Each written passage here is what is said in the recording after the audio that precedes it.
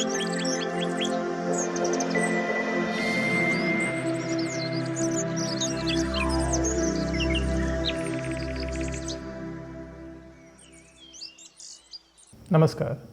हमारे शरीर की लाल रक्त कोशिकाओं में मौजूद एक ऐसा प्रोटीन जो हमारे शरीर के विभिन्न अंगों तक ऑक्सीजन को पहुंचाता है तथा हमारे शरीर के अंगों से कार्बन डाइऑक्साइड को हमारे फेफड़ा तक पहुंचाता है और इसे हमारे शरीर से बाहर करने में मदद करता है। ऐसा ही एक महत्वपूर्ण प्रोटीन जिसे हम लोग हीमोग्लोबिन के नाम से जानते हैं। हीमोग्लोबिन की सामान्य मात्रा पुरुषों में 13 to 17 mg और महिलाओं में 12 to 16 mg तक अगर रहे तो इसे ही सामान्य स्तर मानी जाती है। हीमोग्लोबिन की मात्रा को पता लगाने के लिए हमें एक ब्लड टेस्ट की आवश्यकता पड़ती है।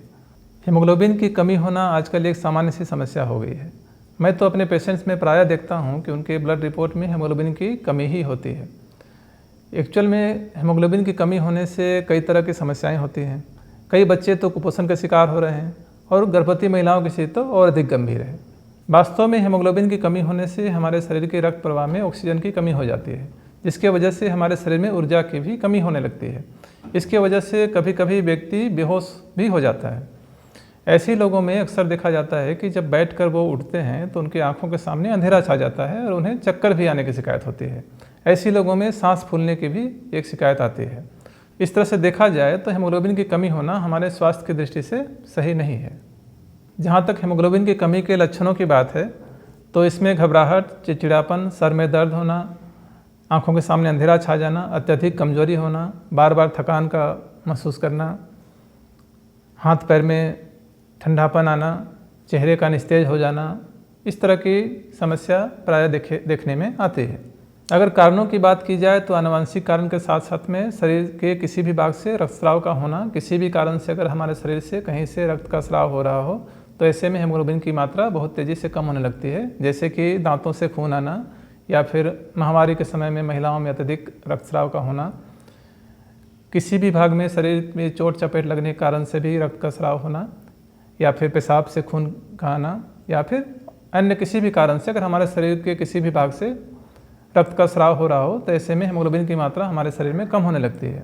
Leukaemia, cancer, HIV, iron deficiency, पेट में अल्सर का होना या फिर पेट में कैंसर का होना, इस तरह की समस्या भी अगर है तो इससे भी हीमोग्लोबिन की मात्रा हमारे शरीर में कम होने लगती है।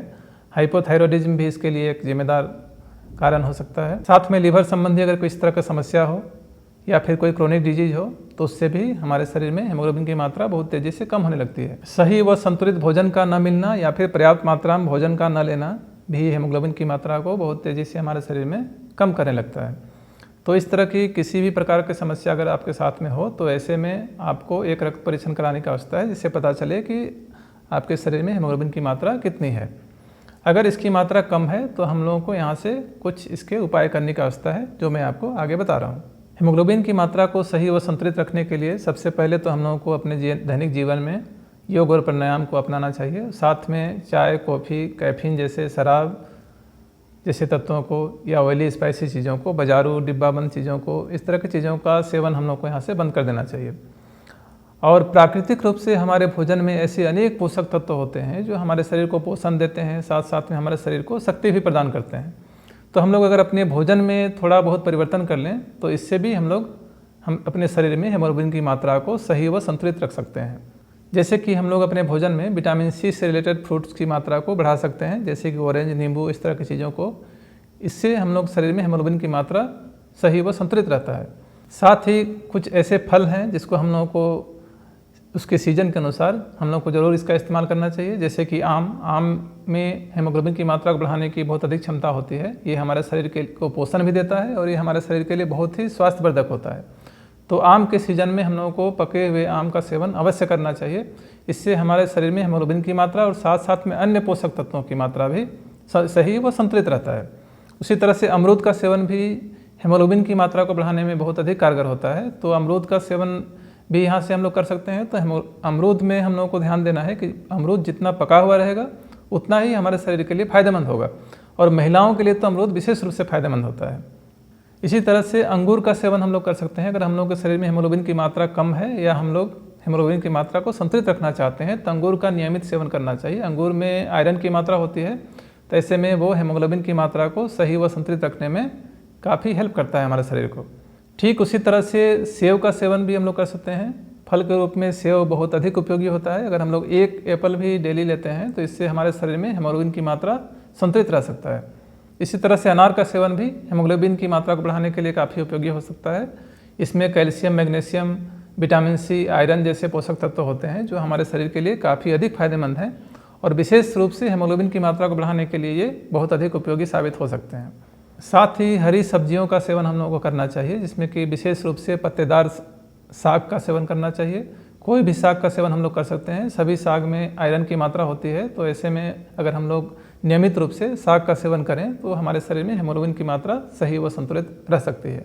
यहाँ पर एक सामान्य से उपाय मैं बता रहा हूँ जिससे आप अपने शरीर में हेमोग्लोबिन की मात्रा को सही व संतुलित रख सकते हैं। अगर हेमोग्लोबिन की मात्रा आपके शरीर में कम है तो इस उपाय से 15 दिन के अंदर ही आपके शरीर में हेमोग्लोबिन की मात्रा बढ़ने लगेगी, जो प्रायः मैं अपने पेशेंट्स को करने के लिए बोलता हूँ। तो आप इसके लिए आप क्या करें कि 5 किशमिश, 5 खजूर और 5 बादाम और किशमिश को रात भर भिगो दें और उसका सेवन करें। साथ में 5 खजूर लें। इसको नियमित रूप से प्रतिदिन सुबह आप इसका सेवन करें तो आप देखेंगे कि 15 दिन के अंदर ही आपके शरीर में हेमोग्लोबिन की मात्रा बहुत तीव्र रूप से बढ़ना शुरू हो जाएगी और ये सही व संतुलित भी रहेगा। अगर आपके शरीर में हेमोग्लोबिन की मात्रा सही है और इसे आप सही व संतुलित रखना चाहते हैं तब भी आप इसका इस्तेमाल नियमित रूप से कर सकते हैं। इसी तरह से अगर आप भिंगा हुआ चना का सेवन अगर करते हैं नियमित रूप से या कोई भी स्प्राउट अगर आप सुबह लेते हैं तो साथ में थोड़ा सा गुड़ का सेवन उसके साथ में करें।